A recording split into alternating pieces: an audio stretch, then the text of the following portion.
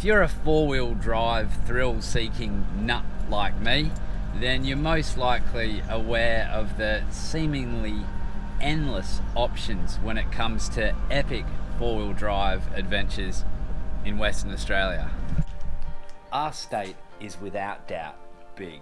In fact, it covers 2.5 million square kilometres and covers 33% of the total landmass of Australia. Not only that, WA has a coastline that stretches an incredible 12,889 kilometres. This leaves us with a lifetime of destinations to choose from. So for that reason, I've put together a list of some of my favourite WA destinations. Oh, happy Australia Day, by the way. Happy Australia Day! If I was to be completely honest and list them all in this episode, it would be one long damn episode. So, for simplicity's sake, I'll give you my list of top 10 trips that are not only ideal for summer, but are also perfect for trips with family and friends. These tracks don't require a heavily modified four-wheel drive, however track conditions can change at any time, so common sense is a must. Now, four-wheel driving is obviously without risk, so never attempt anything that you're not 100% confident with. And make sure your vehicle's in good working order and that you have suitable recovery gear before you depart. Remember to take all your rubbish out with you. Even better, take a spare bag and fill it up with rubbish that you find along the way.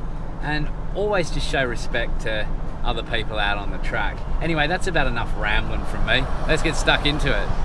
Okay, so the 10 trips I'm about to talk about are all over on my webpage at epicdriveswesternaustralia.com. So head over there if you're interested in any of them, because I've included all the GPS waypoints. Anyway, let's get stuck into it. Number 10 is Cape Arid. Now this trip is ideally suited to longer than just a weekend. So a long weekend if that's all the time you've got, but ideally even more time, just so you can truly take your time to experience just how amazing this part of our state really is. First of all, you need to head to Esperance, which is 714 k's from Perth, and then add a further 360 k's at least to the actual four-wheel drive part of the trip, and a further 825 k's for the return trip to Perth. So it doesn't take a mathematician to work out that it involves a solid amount of driving and fuel. However, this trip takes you on an ultimate tour of the southwest region of Cape Arid National Park. Time-wise, plan to spend the first night in Esperance, 2 nights on the track, and then a further night back in Esperance on your way back to Perth. The coast is truly fascinating and well worth spending the time to properly explore. The tracks are reasonably easy, the camping is awesome, the scenery is incredible and features stunning coastal granite structures and beach driving. Perhaps the best part of this trip is the fishing and the surfing spots. Alright, so start at the Esperance Visitors Centre to inquire about track conditions and fees before hitting the road again to Cape Arid National Park entry. Park fees apply here. The first stop after entering the park is Springs Ruin. A lookout is situated here as well as a grave. A few kilometres away is the first of many campsites you'll encounter on the trip, Thomas Fishery Camp. It's very small, but it's close to a protected beach. The next camp is just over 16 kilometres away, Jaundy Creek Campsite. It's also limited to a few campers, but a beach and creek are a short walk from here. You'll need to take care when you hit the sand tracks above Fern Creek and Sandy Bight Beach. The sand is soft and can be a bit of a challenge. Saying that though, the hard flat sand on most of the beaches are relatively easy going from Thomas Rivermouth to Cape Arid. However, you will encounter a few rocky headlands, so just be aware of the tides and always reduce your tyre pressures whenever you're driving on the beach. Next up we have number 9, Cervantes to Lake Indo. You can expect to cover at least 650 k's if leaving from Perth, so plan to spend around 3 days travelling, as there's heaps of interesting places to visit up this way. Rocks, caves, a stunning lake, fishing, bushwalking. This trip truly has something for everyone. The starting point of this trip is Cervantes. It's great for fishing. It's just 209 kilometres north of Perth, and heading further north you'll pass through Jurien Bay, the largest town in the central west coast, and it's the last town to grab any last minute items you may need before heading off.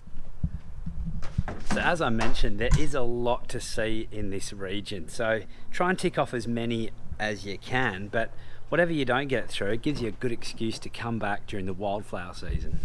This trip has a vast variety of scenery. The moonlight landscape of the Pinnacles, a 1200-year-old colony of stromatolites at Lake Thetis, awesome beaches at Dynamite Bay, Point Louise, Billy Goat Bay, Black Point Beach, and Sandy Cape, an awesome spot to camp, but very popular and busy on weekends and holidays. There's also idyllic lunch stops at Little Three Springs, Stockyard Gully Cave, Lake Indoon, my personal favourite campsite in the region, that also provides boat ramps, gas barbecues and toilets. Camping fees are $5 per person per night, $2.50 for seniors. The lake does not hold water all year round, but it's a nice location when dry. Hill Rivermouth, be aware there's a sand dune on the way in. Try to avoid it by driving on the beach side if possible. Moller Hill Lookout, and lastly, Grigson Lookout. Now some parts of this trip will require you to reduce your tyre pressures because a lot of it is on soft sand, but there's also some quite sharp rocky outcrops along the track as well, so it's always a good idea to have lower tyre pressures when you're driving in those sorts of conditions. But if you do come across a section of track that does look too difficult, it probably is, so best just to avoid it. Okay, so number 8, Warton Beach and Cape Le Grand National Park. Now, okay, this is another trip out of Esperance, but what can I say? This region was made for summer trips with family and friends. This trip encompasses the reasons why WA's southwest is so legendary. Bay after bay of turquoise ocean, combined with a sea of granite outcrops on the land, makes this area of Cape Le Grand a sight that needs to be seen to be believed.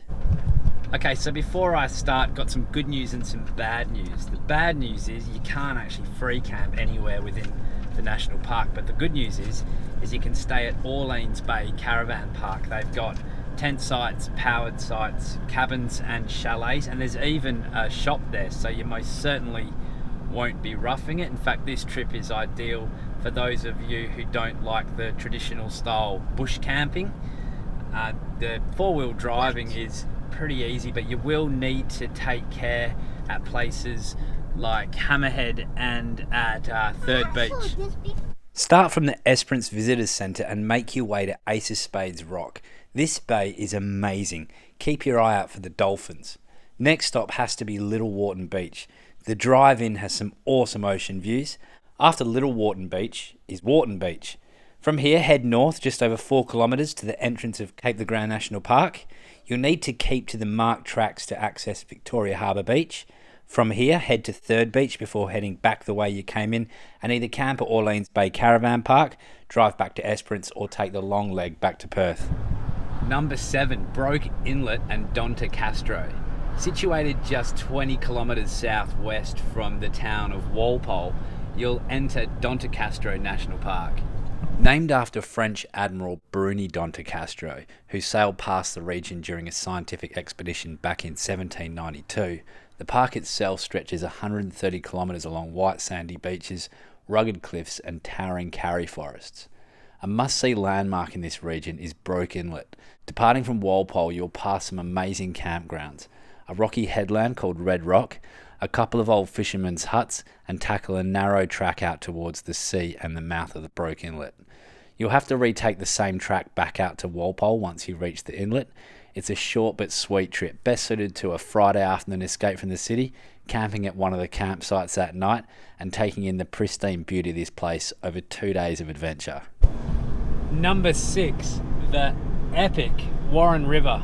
Now this trip should be on your bucket list of four-wheel drive adventures. Starting in the historic timber town of Pemberton, continue south through Northcliffe and tackle the awesome Cowcup Hill, a 3 kilometre long soft sandhill climb. Be sure to check out Warren Beach and drive over the incredible Yeagerup Dunes before returning to Pemberton on your way back to Perth. Now ideally this is suited to a Friday afternoon departure and staying the first night at a stunning campsite above Cowcup Hill. This is one of my favourite bush camps. Before tackling the dune the next day and heading generally northwards over a river crossing and ending up at the truly remarkable Yeagerup Dunes.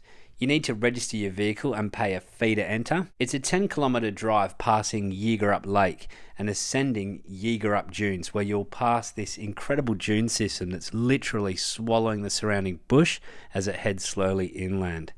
Continuing by following the marked tracks for 7 kilometres, you'll arrive at the beach, chuck a left, and you'll reach the Warren River mouth. Do not attempt to cross this if it's running. If it's dry, only attempt it if you're 100% confident, as this place is extremely dangerous.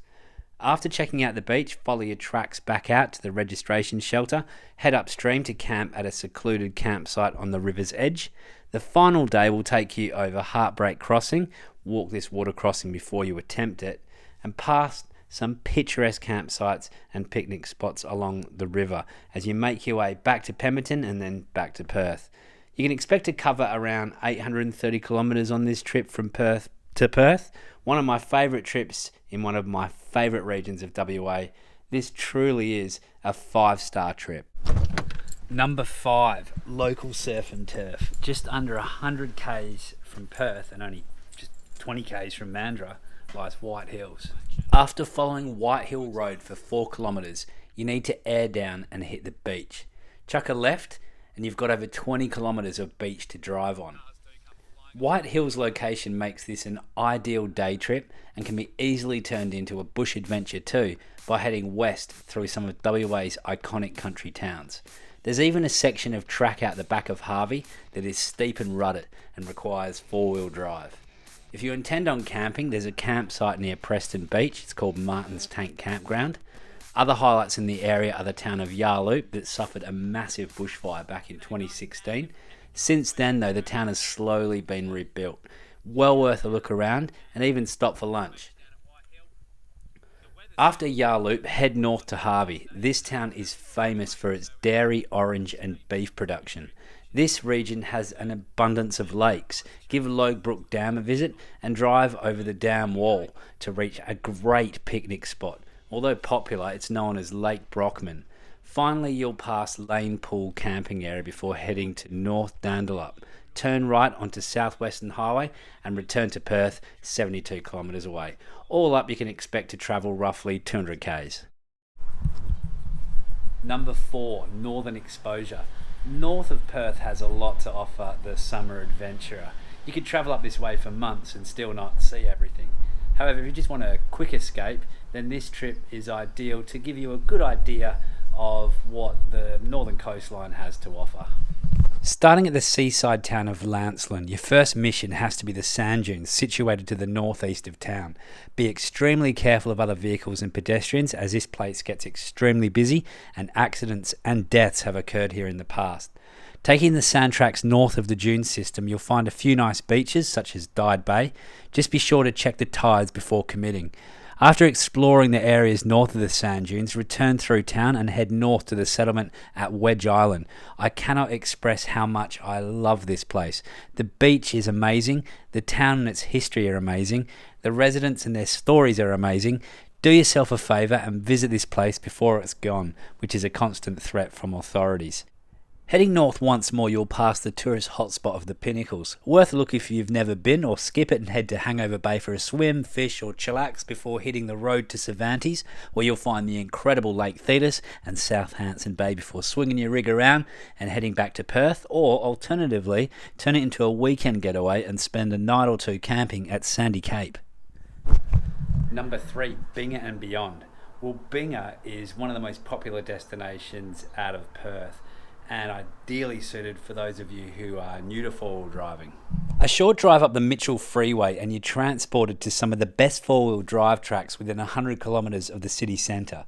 The tracks here are mainly sand, very often soft, and there's plenty of sand dunes to play in. For this reason, you must deflate your tyres and have suitable recovery gear for sand recovery boards, snatch strap, etc. Although the majority of dunes are optional and off the main track, a few are unavoidable and beach access points are extremely soft. Always walk technical sections on foot before attempting to drive. A sand flag's also a great idea to allow other vehicles a greater chance of spotting you. The entrance to Wilbinga is off Wanneroo Road. Exercise extreme caution when turning off Wanneroo Road onto the dirt track, and be sure to allow plenty of time for braking and indicating before turning. Wilbinga has a web of tracks to explore, beaches to fish, swim, stand-up paddleboard. In fact, you could easily spend the day here and head home content. However, this trip can be extended to include the northern seaside towns of Gilderton and Seabird. You will unfortunately have to travel a short distance on the blacktop at times in order to continue further up the coast. Trip number 2, Fish Creek. This is another one that's best to leave on a Friday and then camp out on Warren River, leaving you 2 days free to explore at a leisurely pace. Starting in the timber town of Pemberton, grab a coffee and check out the visitor centre before heading south once more. Be sure to stop by the Bicentennial Tree and call it a day at a campsite on Mooralup Road or at any of the campsites, caravan parks or accommodation in Pemberton. The next day visit the Borara Tree and Lane Pool Falls before crossing a creek crossing, it's not always running, and reach Moore's Hut and camp at Cootamurrup Beach for your second night. The final day, head for Fish Creek and the Gardner River mouth, where you'll find a river crossing before airing up and hitting the blacktop and heading to the seaside town of Windy Harbour and the amazing Salmon Beach before heading back towards Perth and passing through the town of Manjimup.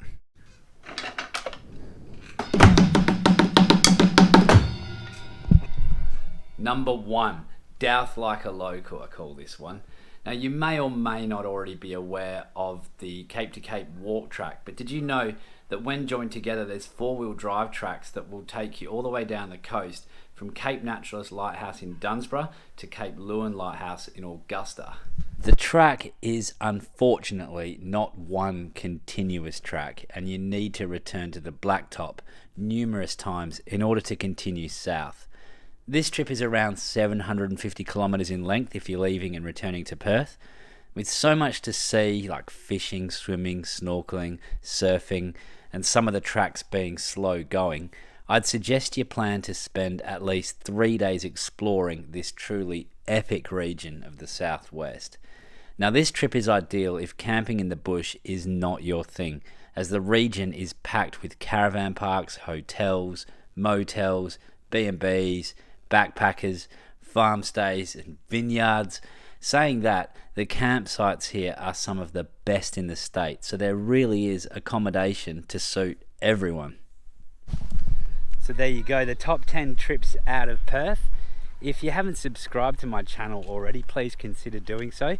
If you want any of the GPS waypoints for the trips that I've just mentioned, I'll put a link in the description below to my website where you can find them there. And if you'd like turn-by-turn directions, then head over to my Patreon page, and if you become a patron of mine, I will hand write you out the turn-by-turn directions that I took on all of those 10 trips.